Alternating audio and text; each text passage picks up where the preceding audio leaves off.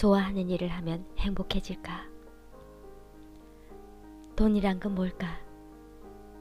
라디오 PD가 되고 싶었던 구 남친, 현 남편 강은 어쩌다 보니 팔자에도 없는 IT 회사에 취직했다. 처음 한 해를 그가 얼마나 힘들어하며 보냈는지 곁에서 지켜보아 안다. 애초에 지원하고 합격한 부서는 전혀 다른 데였지만 신입사원 교육이 끝난 뒤 회사는 회사의 뜻대로 부서 배정을 마쳤다.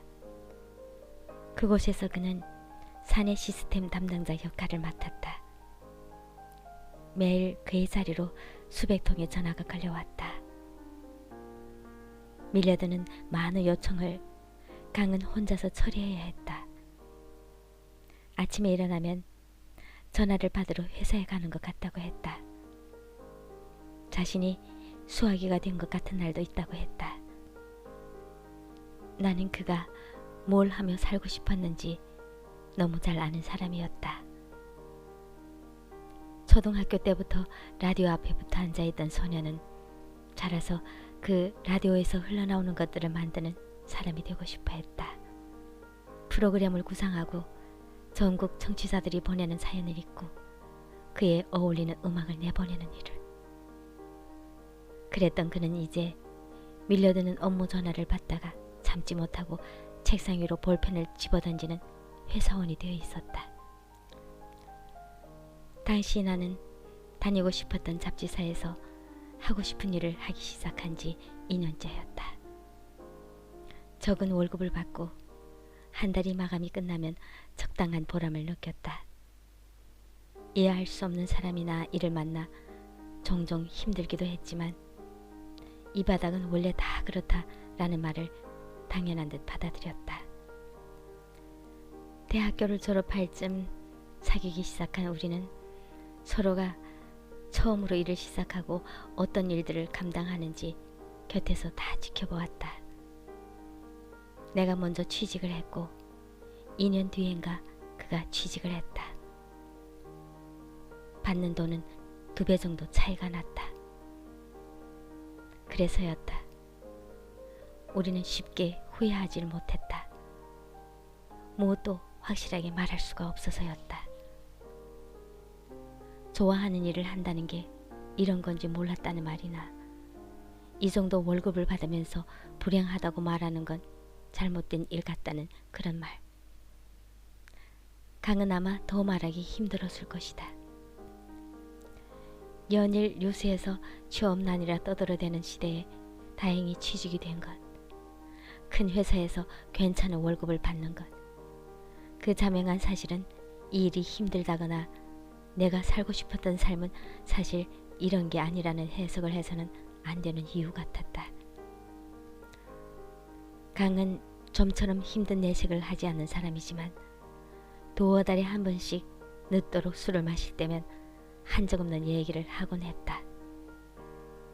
회사에서 자신이 어떤 기분으로 버티는지, 어떤 날은 현관문에서 회사 정문까지 이르는 길이 점점 길어지는 것 같다고도 했다. 27층 건물 안에 갇혀 온종일 한 번도 웃지 못한 채 요즘 무슨 일 있느냐는 소리만 듣는 얼굴로 사는 게 자신을 점점 별로인 사람으로 만들어가는 것 같다고. 그만큼 힘들었으면 왜 진작 말을 안 했어 싶어지는 이야기들을 본인은 다음날 기억도 하지 못하면서 털어놓곤 했다. 나는 그게 그의 진심이라는 걸 알았다. 나 괜찮아. 돈 버니까 신난다. 다음 달에 어디 놀러 갈까? 그런 말로는 도저히 덮이지 않는, 이렇게 사는 건 아닌 것 같다는 생각이 들던 어느 날 편지를 써서 그가 벗어둔 외투 앞주머니에 넣어둔 적이 있다.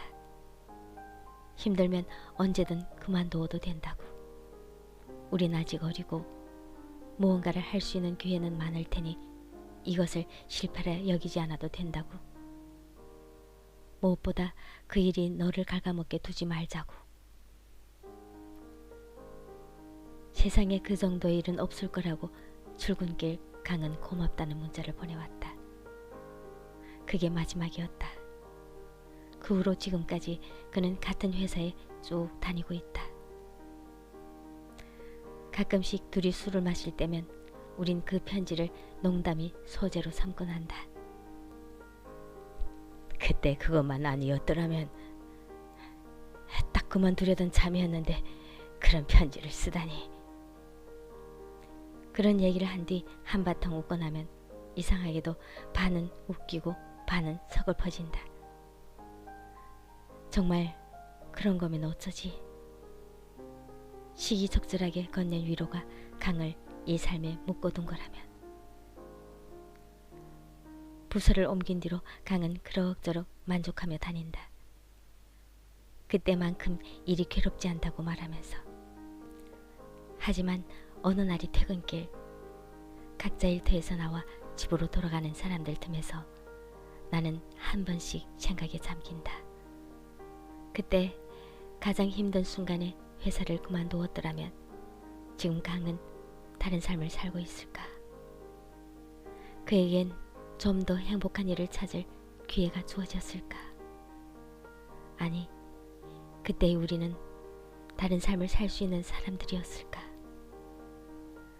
어렵사리 들어간 회사를 포기하고 매달 통장에 꽂히는 월급을 포기하고 하고 싶다고 오랫동안 생각했던, 그래서 아닌 것 같아도 물릴 수 없어진 일을 포기하고 모아둔 월급으로 훌쩍 여행을 떠나거나 지방의 어느 골목에 작은 가게를 차릴 수 있는 사람들이었을까? 그런 의문들이 한꺼번에 떠오를 때마다 내가 내 인생이 어떤 가능성을 닫아버린 것 같은 기분도 들고, 실은 아무리 몽석을 깔아준데도 나는 다르게 살아볼 용기 같은 건 전혀 없는 사람 같다는 생각도 든다. 인생은 정말 모르겠다.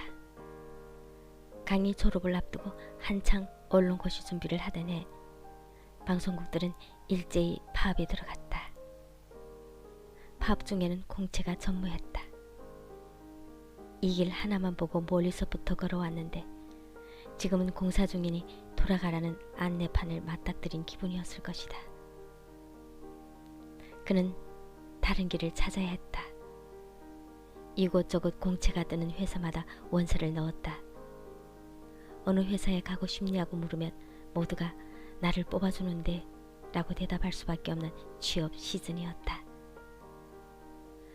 한 우물만 판 게 아니라 여러 우물을 파다가 물이 나오는 우물을 선택했으므로 그는 어쩌면 자신을 꿈을 포기한 사람이 아니라 다른 것을 선택한 사람이라 여기는지도 모르겠다.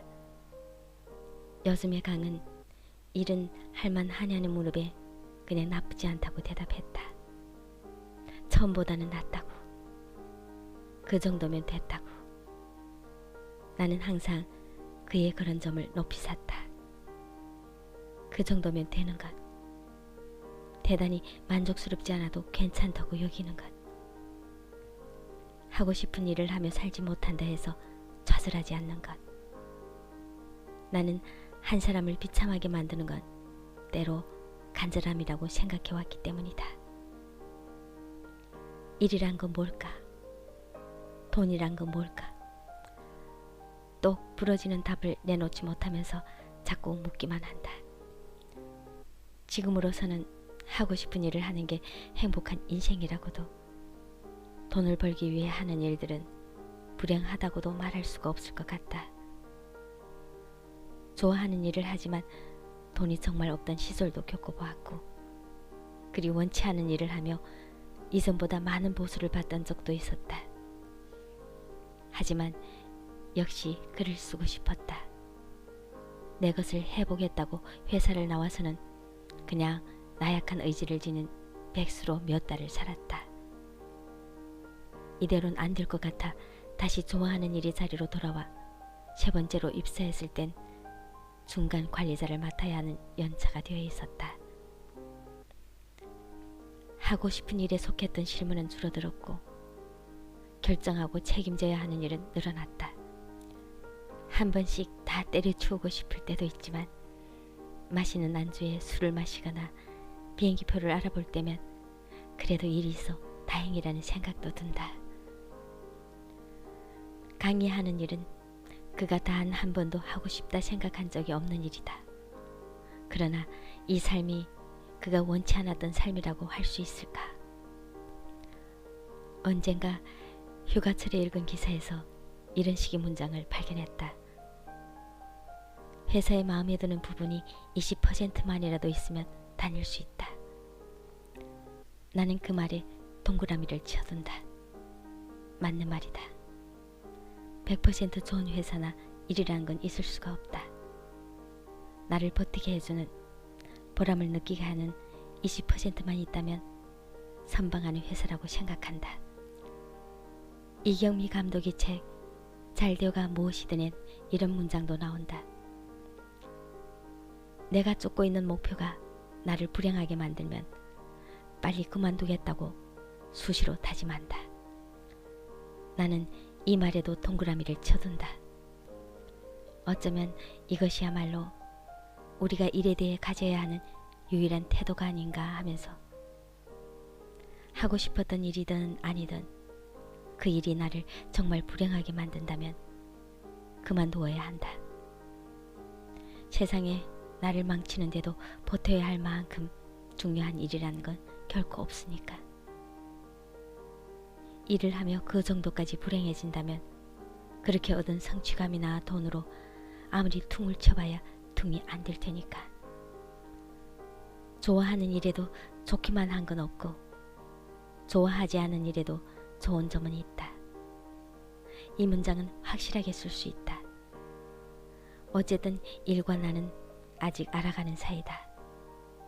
서로를 어떻게 부를지는 시간이 좀 더 지나봐야 할 것 같다.